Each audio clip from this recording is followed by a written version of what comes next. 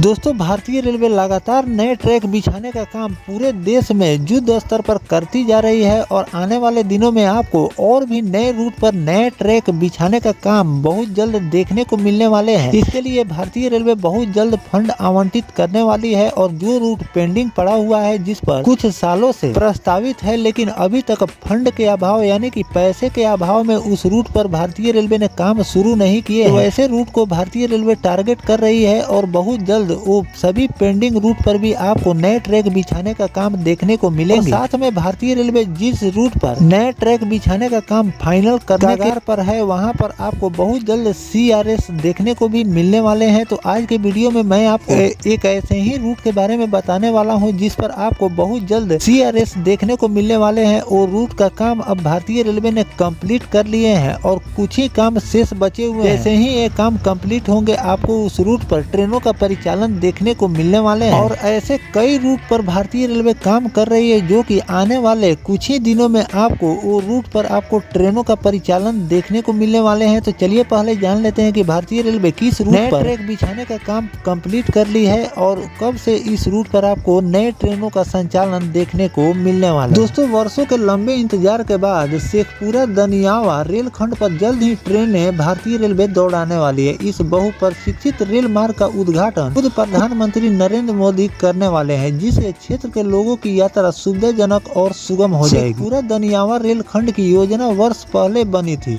लेकिन निर्माण कार्य में विभिन्न बाधाओं के चलते इसे पूरा होने में लंबा वक्त लगा। अब जब रेलखंड का कार्य लगभग पूर्ण हो चुका है, संभावना है कि जून या जुलाई महीने में यह ट्रेन सेवा इस रूट पर शुरू हो जाएगी। इस परियोजना क्षेत्रीय विकास के लिहाज से बेहतर महत्वपूर्ण माना जा रहा है, क्योंकि इसे बिहार के कई जिलों को जोड़ने में मदद मिलेगी। रेलवे विभाग द्वारा इस रेलखंड पर ट्रेन संचालन की खबर आते ही स्थानीय लोगों में हर्षों और उल्लास का माहौल है। क्षेत्र के व्यापारी, छात्रों और आम यात्रियों को इससे सीधा लाभ होगा। लंबे समय से सड़क मार्ग पर निर्भर रहने वाले लोगों के लिए यह ट्रेन सेवा किसी वरदान से कम नहीं होगी। विशेषज्ञों के अनुसार इस नई रेल सेवा से स्थानीय बाजारों को बढ़ावा मिलेगा, क्योंकि माल और यात्री परिवहन आसान हो जाएगा। साथ ही शेखपुरा, नालंदा और अन्य आसपास के इलाकों से पटना और अन्य बड़े शहरों तक की यात्रा सुगम हो जाएगी। इससे शिक्षा, रोजगार और व्यापार के अवसर में भी बढ़ोतरी की उम्मीद। रेलवे अधिकारियों के अनुसार इस रेलखंड का ट्रायल रन सफलतापूर्वक